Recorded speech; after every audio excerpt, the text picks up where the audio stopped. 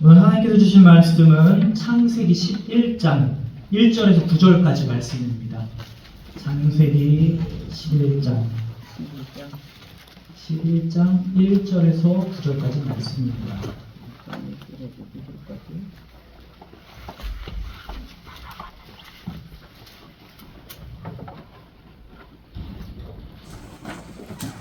다 찾으신 줄 알고 우리 한 절씩 교독하도록 하겠습니다. 제가 먼저 1절 읽습니다. 온 땅의 언어가 하나요 말이 하나였더라.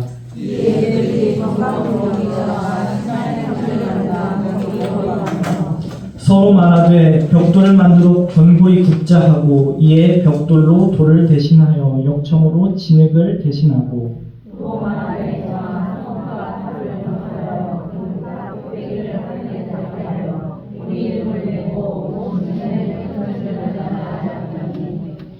여호와께서 사람들이 건설하는 그 성과 탑을 보려고 내려오셨더라.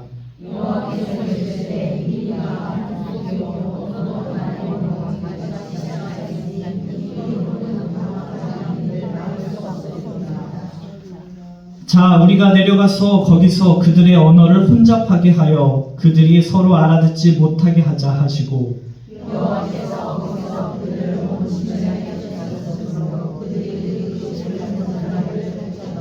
함께 읽겠습니다. 그러므로 그 이름을 바벨이라 하니 이는 여호와께서 거기서 온 땅의 언어를 혼잡하게 하셨음이니라. 여호와께서 거기서 그들을 온 지면에 흩으셨더라. 아멘. 거룩하신 아버지 감사합니다. 이 시간 하나님 말씀 앞에 우리가 무릎 꿇게 하시고 하나님의 말씀을 통하여서 깨닫게 하시고 변화받게 하여 주시옵소서. 이 시간 성령 충만함으로 함께 하실 줄 믿으며 우리 주 예수 그리스도의 이름으로 기도드립니다. 아멘. 할렐루야. 오늘은 또 창세기 말씀입니다. 홍수와 바벨탑의 사건을 통해서 우리가 어떤 의미를 받을 수 있을지. 여러분들이 잘 알다시피 처음으로 하나님이 창조하신 인간이 누구십니까? 당군 할아버지입니까, 여러분? 네? 아담이죠? 아담은 남자입니까? 여자입니까? 남자가 먼저 하나님께서 창조하셨습니다. 할렐루야. 불만 있으신 분 혹시 있으십니까? 하나님이 남자를 먼저 만드셨습니다. 그리고 동방에 무엇을 만드셨습니까? 에덴 동산. 파라다이스죠, 여러분.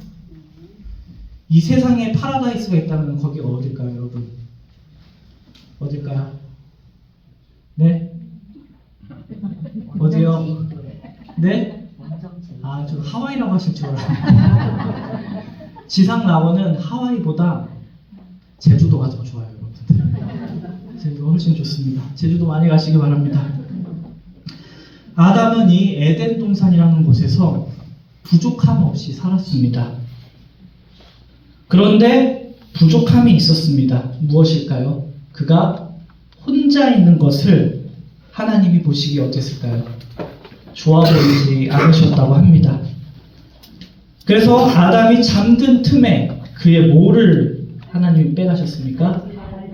갈빗대를 취해서 하와를 창조하셨습니다. 할렐루야. 이제 좀 안심이 되십니까? 교회 왜 여성분들도 많은지 잘 모르겠습니다.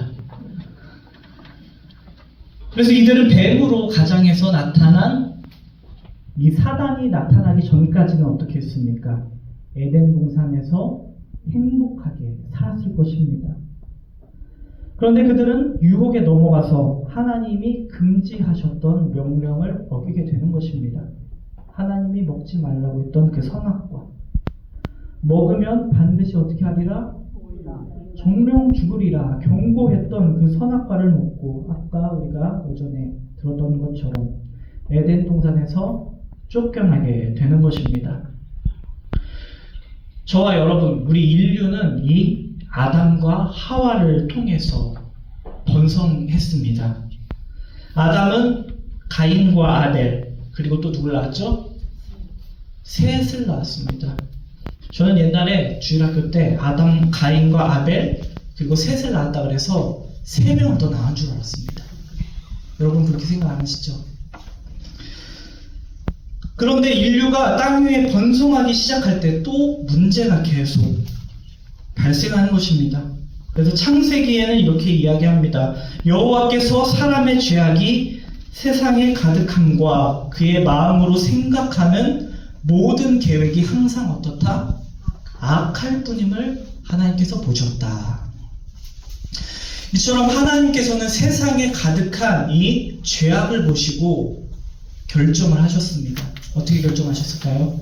인류를 재난으로서 심판하시기로 하나님께서 작정을 하셨습니다. 그래서 하나님은 이 심판의 계획을 당대의 의인이었던 누구? 노아에게 알려주어서 방주를 만들도록 했습니다.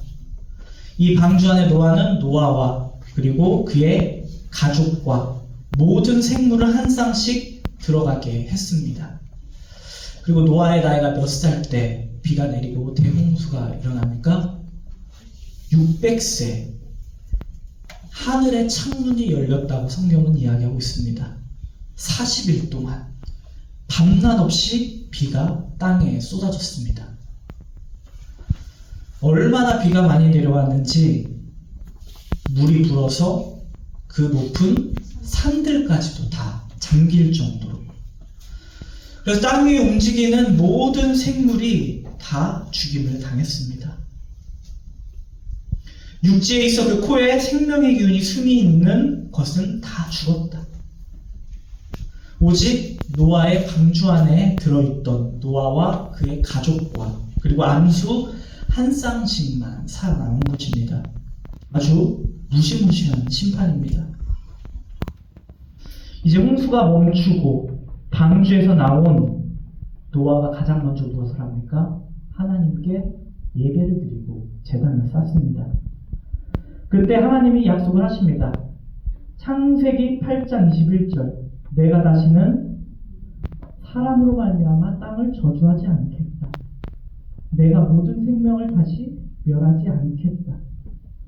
이제 하나님은 이후에 다시 인류를 심판하실 이런 대심판으로 행하지 않겠다라고 약속을 하시는 겁니다. 오늘 본문은 우리가 이런 전체적인 맥락 가운데 이해를 해야 하는 것입니다.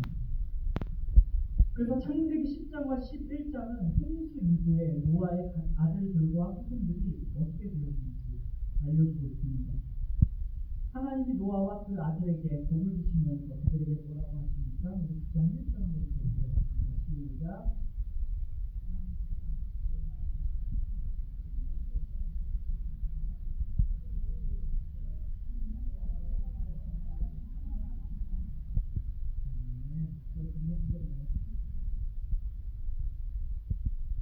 성경의 목표를 보면 이제 인류가 하나님의 복 아래 다시 땅을 채우고 했습니다. 아마 셋의 후손이 26개의 후손을 이뤘고 함의 후손이 30개의 후손, 야벳의 후손이 14개의 후손을 형성했습니다. 참시 잘하시는 분 다 하나 내볼까요?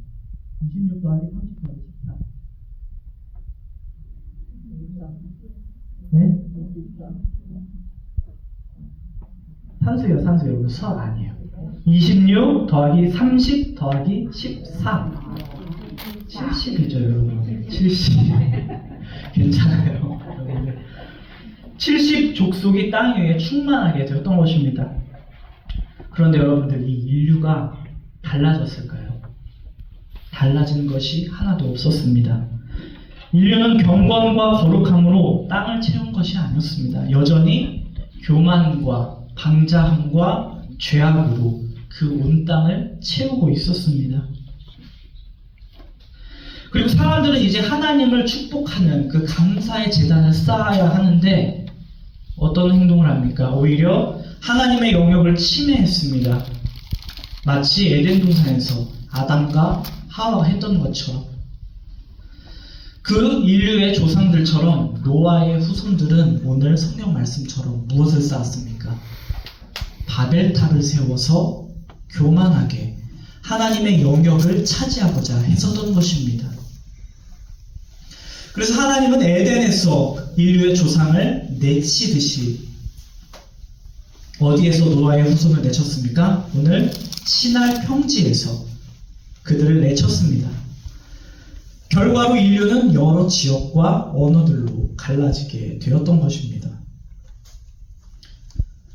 우리는 이런 배경을 알고 우리 인류가 어떻게 살아야 할지 한번 살펴봐야 하는 것입니다. 오늘 본문으로 다시 돌아와서 11장 1절은 어떻게 시작합니까? 우리 한 번만 더 읽어볼게요. 11장 1절입니다. 시작. 아멘. 여러분들 온 땅의 언어가 하나고 말이 하나면 좋을까요? 안 좋을까요? 좋죠, 여러분들. 해외여행 가도 답답하지도 않고, 그렇죠? 여기서 말하는 언어는 무엇입니까? 우리가 혀로 이야기하는 것을 말을 이야기하고, 여기서 말은 글을 쓰는 것을 의미하는 것입니다. 홍수 이후에는 사람들은 다 한 가지 언어와 글을 사용하고 연합체를 형성하고 있었습니다. 당시들은 시날 평지라는 곳에 모여 살았습니다. 그런데 이게 흩어져서 여러 나라로 백성으로 나뉘게 되었고 따로따로 살게 된 것입니다. 왜 이런 일이 일어났을까? 오늘 본문 9절에는 그렇게 얘기합니다. 하나님 여호와께서 거기서 온 땅의 언어를 어떻게 하셨다? 혼잡하게 하셨음이니라. 여호와께서 거기서 그들을 온 지면에 흩으셨더라. 언어가 나뉘니까 얼마나 복잡합니까? 제가 이번에 신혼여행을 갔었죠. 하와이는 어느 나라 땅일까요? 미국 땅. 대마도는 우리 땅? 대마도는 일본 땅. 독도는 우리 땅. 가서 이제 입국 심사를 하잖아요. 그래서 가면은 도장을 찍어요. 그쵸? 그 도장이 아니라 이거 뭐라고 하죠? 지문을 이렇게 찍어요. 그래서 내 손가락을 찍었어요. 딱 찍었는데 저한테 은진 그러는 거예요. 그래서 사모님한테 사모님 빨리 오세요 이러고 했는데 아니에요. 뭔 줄 알아요? 엄지 찍으라고. 엄지. 근데 은진 얼마나 창피했는지. 네, 창피하게 나만 믿어 그랬는데. 자, 하나님께서 언어를 혼잡하게 하셨습니다. 그리고 그들을 온 지면에 흩으셨습니다. 하나님께서 원래 한 언어로 살고 있었던 사람들을 이제 흩어지게 하는 겁니다. 이제 이것을 보면 우리가 이것을 징벌과 같은 느낌이 들죠. 우리가 잘못을 했기 때문에 하나님이 이런 결과를 우리에게 내려주셨다. 그런데 하나님께서는 아담과 하와를 창조하시고 땅에 충만하라 라고 축복을 하셨습니다. 그리고 이 축복은 홍수 이후에 오늘 노아와 아들들에게도 다시 선포되는 것입니다. 즉 하나님께서 원하시는 것은 무엇이냐? 온 인류가 한 곳에서 모여 사는 것이 아니라 온 세상이 흩어져서 자연과 조화를 이루며 살기를 원하셨던 것입니다. 즉 청지기로서 인간의 관리와 보살핌을 필요하는 자연까지도 우리가 잘 돌아보면 살기를 원하셨습니다. 그런데 이들이 동쪽으로 이동하다가 오늘 시날 땅에 이르렀을 때는 더 이상 이동을 하지를 않았습니다. 그들은 시날 땅에 자리를 잡았습니다. 이것은 하나님의 명령을 어떻게 하는 겁니까? 어기는 일입니다. 그리고 하나님의 복에 반역하는 행위입니다. 하나님은 계속해서 이동하고 나가라고 했지만, 그런데 시날 땅에 모인 이들은 이렇게 이야기합니다. 우리가 서로 말하되 벽돌을 만들어 견고히 굽자. 이에 벽돌로 돌을 대신하여 역청으로 진흙을 대신하고 또 말하되 자 성읍과 탑을 건설하여 어떻게 하자? 탑 꼭대기를 어디에 닿게 하자? 하늘에 닿게 해서 결국 무엇을 원합니까? 우리의 이름을 내고 온 지면에 흩어짐을 면하자. 즉 이들은 당시 가장 최신의 기술을 가지고 건축 계획을 세웠던 것입니다. 벽돌과 역청, 지금도 사용되는 견고한 건축 재료입니다. 그들은 이런 재료를 통해서 성읍과 탑을 건설하려고 했습니다. 여기서 말하는 성읍은 우리가 이야기하는 도시. 탑은 여러분들 잘 아시죠? 높은 망대로 올라가는 계단을 우리는 탑이라고 이야기합니다. 근데 어떤 사람은 이런 것을 만드는 것이 뭐가 잘못인가? 이게 왜 하나님께 잘못이 되는가? 라고 생각하시는 분들도 있을 것입니다. 하지만 우리가 이것을 영적으로 바라봤을 때 이렇습니다. 이 성읍과 탑은 하늘과 관련이 있는 것입니다. 가장 문제는 무엇이냐? 탑을 세우는 것 문제가 되지 않습니다. 하지만 그들의 목적 무엇입니까? 그들의 이름을 내는 것이 문제다. 즉 탑을 건설하는 것은 어떤 것을 의미합니까? 하나님 앞에, 하나님의 위대하심 앞에 대적을 하는 작품을 만드는 것입니다. 그리고 그들은 큰 도시를 만들어서 흩어지지 않으려고 했고, 탑을 만들어서 자기의 이름을 널리 세상에 알리고자 했습니다. 하지만 하나님이 보시기에 이것은 무엇이냐? 하나님이 보시기엔 이런 일들이 죄인 것입니다. 도시와 탑은 인간의 내적 죄를 외적으로 표현한 것입니다. 우리가 구체적으로 말씀을 드리면 이 인간의 죄가 무엇이냐? 첫 번째로는 우리의 이름을 내고, 사람의 이름을 내고 사람들에게 찬양을 받는 것이 첫 번째 죄라는 것입니다. 세상이 하나님을 주목하는 것이 아니라 그들 스스로에게 주목을 받게 하는 것이, 즉 다시 말하면 하나님의 영광을 가로채는 것이야말로 가장 큰 죄라는 것입니다. 그리고 두 번째로 어떤 것이 죄인가? 우리가 우리 스스로의 힘을 통하여서 안전을 추구하는 것 또한 죄라고 할 수가 있습니다.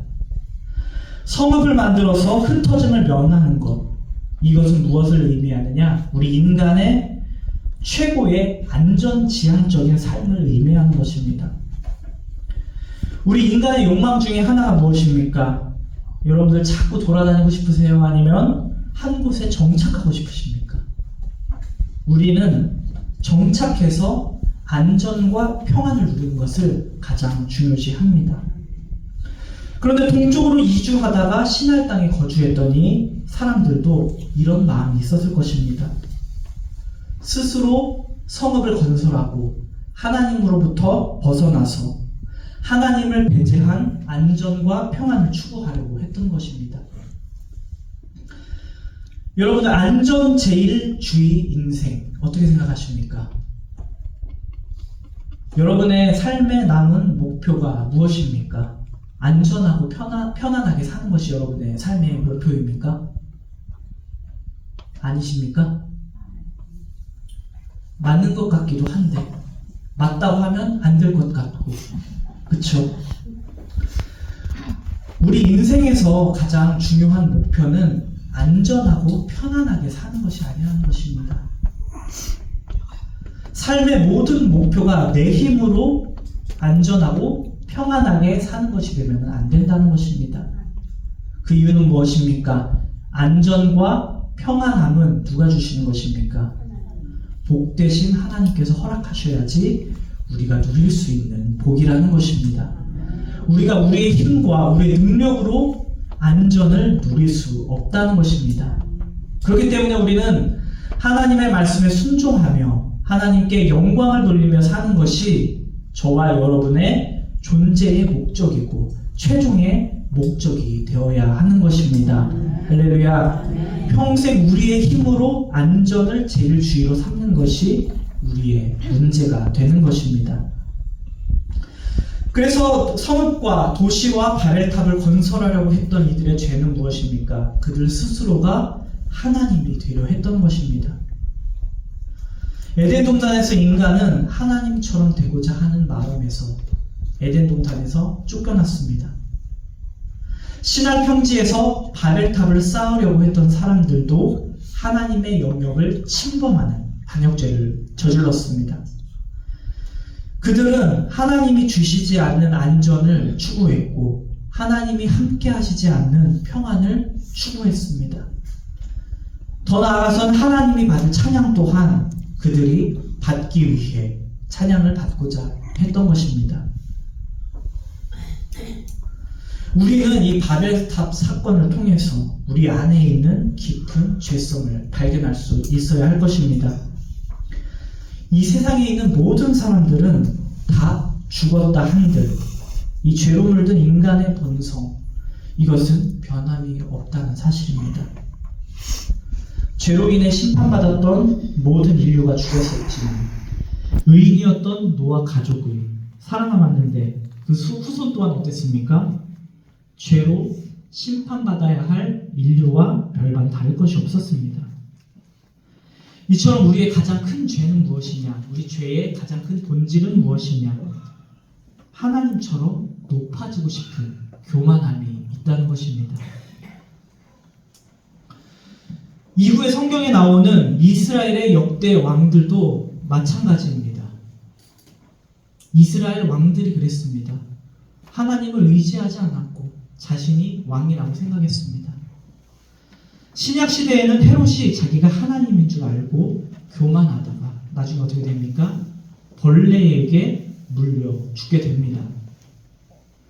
지금 우리가 사는 이 시대에도 에덴 동산 그리고 바벨탑 시대의 사람들처럼 그리고 신약 시대의 사람들처럼 하나님의 영역을 침범하다가 죽는 사람이 많다는 것입니다. 그래서 바벨탑에 대한 하나님의 메시지는 무엇입니까? 하나님에 대한 인간의 반역은 우리의 살 길도 아닌 구원의 길도 아니라는 사실을 기억하시기를 주님의 이름으로 축원합니다.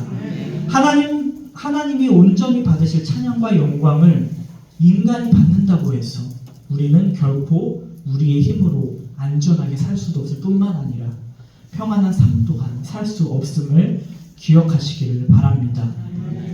그래서 저와 여러분은 새로운 살 길을 찾아야 합니다. 여러분들 새로운 살 길이 어디 있습니까?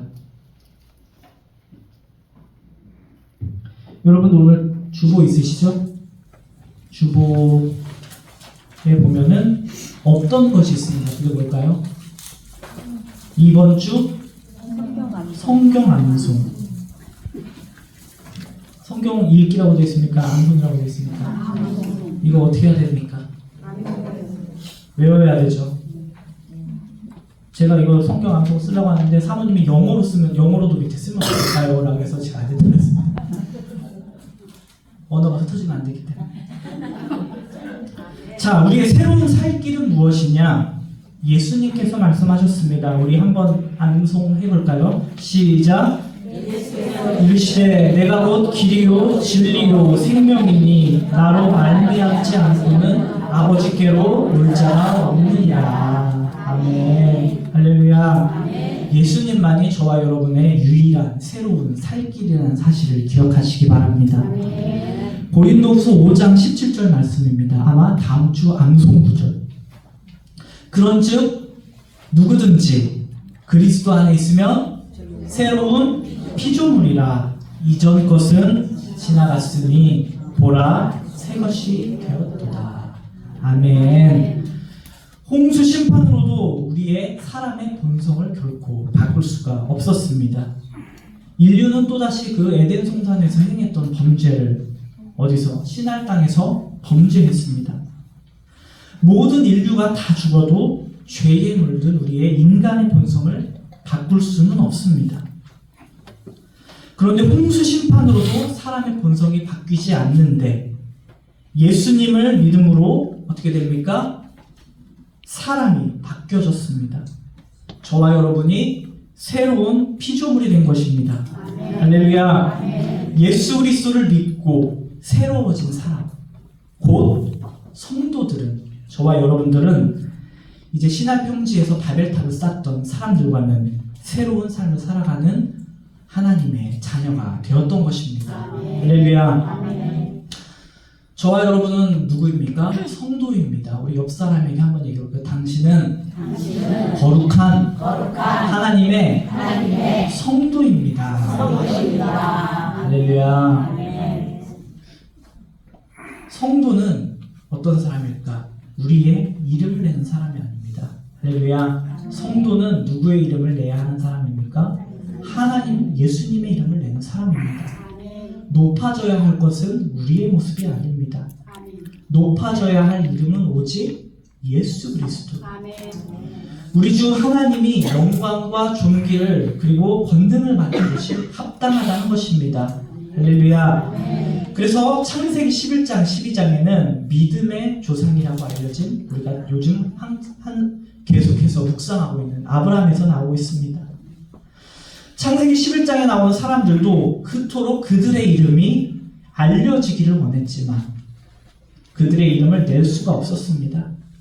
그들은 이름을 남기기는커녕 하나님의 심판을 받아 온 땅으로 흩어졌던 것입니다. 그런데 12장에 나온 누구? 아브라함은 이름을 남길 수가 있었습니다. 할렐루야. 많은 사람이 아브라함을 믿음의 조상으로 기억하게 된 것입니다. 그래서 우리는 이거를 통해서 명예 또한 하나님이 우리에게 허락하셔야지 그것을 지킬 수 있다는 사실도 기억하시기 바랍니다. 우리가 우리의 스스로의 이름을 남기려고 너무 애쓰지 마시기 바랍니다. 호랑이는 죽어서 무엇을 남깁니까? 사람은? 여러분 이름 남기고 싶으세요? 안 남기고 싶으세요? 아직도 남기고 싶은 분들이 계시네요. 그래서 우리가 남기면 물론 좋겠죠. 하지만 너무 애쓰시지 마시기를 주님의 이름으로 축원합니다. 그보다 우선되어야 할 것은 무엇입니까? 우리가 하나님 앞에 충실하게 사는 것이 가장 중요하다는 것입니다. 그러면 하나님이 여러분의 이름을 기억해 주실 것입니다. 할렐루야. 우리 예수 안에서 새로워진 저와 여러분들, 우리 성도는 우리의 안전은 우리의 힘에 있지 않다는 사실을 기억하시기를 주님의 이름으로 축원합니다. 우리의 모든 영혼의 안전은 누구에게 있느냐? 하나님에 있습니다. 우리 성도는 이 땅에서 안전하게 사는 것이 우리의 목표가 되는 것이 아니라 우리는 주님이 명령하시면 언제든지 땅끝으로 흩어질 수 있는 그런 성도가 되시길 주님의 이름으로 축원합니다. 누가 그랬습니까? 예수님의 12 제자들이 그랬고 사도 바울이 그랬고 수많은 선지자들을 통하여서 지금 대한민국도 이렇게 하나님을 체험하고 하나님을 소망하는 백성이 된 것입니다. 잠언 18장 10절에 보면 이렇게 나와 있습니다. 여호와의 이름은 견고한 망대라. 의인은 그리로 달려가서 안전함을 얻느니라. 아멘. 여기서 나오는 망대는 오늘 우리가 읽었던 창세기 11장에 쓰인 탑과 같은 원어입니다. 사람이 만든 높은 탑은 결코 안전을 보장해 주지 못합니다. 하지만 하나님의 이름은 저와 여러분의 이름을 평생 안전하게 보장해 주실 줄로 믿습니다. 우리의 소망 되시는 예수 그리스도의 이름을 굳건히 붙잡고 그 이름을 통하여 영혼이 언제나 평안하고 안전하시기를 주님의 이름으로 축원합니다. 기도하시겠습니다. 거룩하신 아버지 하나님 감사합니다. 오늘 우리가 우리의 나약함을 깨닫게 하시고 우리의 연약함을 고백하게 하실 때에 하나님 우리의 이름을 기억하여 주시옵소서. 아버지 우리가 우리의 힘으로 우리의 안전을 보장할 수 없습니다. 우리가 날마다 하나님께 하나님이 우리의 피할 바위 되며 아버지 피할 등 되시오 우리가 구할 바위라고 고백할 때에 하나님 우리의 피난처가 되어 주시옵소서. 날마다 우리가 하나님을 사랑하고 하나님의 발걸음을 쫓아가는 원종의 성도들이 다 될 수 있도록 주여 인도하여 주시고 하나님께서 말씀하실 때에 순종하고 하나님께서 지시한 땅으로 언제든 떠날 수 있는 우리에게 큰 믿음을 허락하여 주시옵소서. 우리 주 예수 그리스도의 이름으로 기도드립니다. 아멘. 찬송가 505장 함께 찬양하시겠습니다.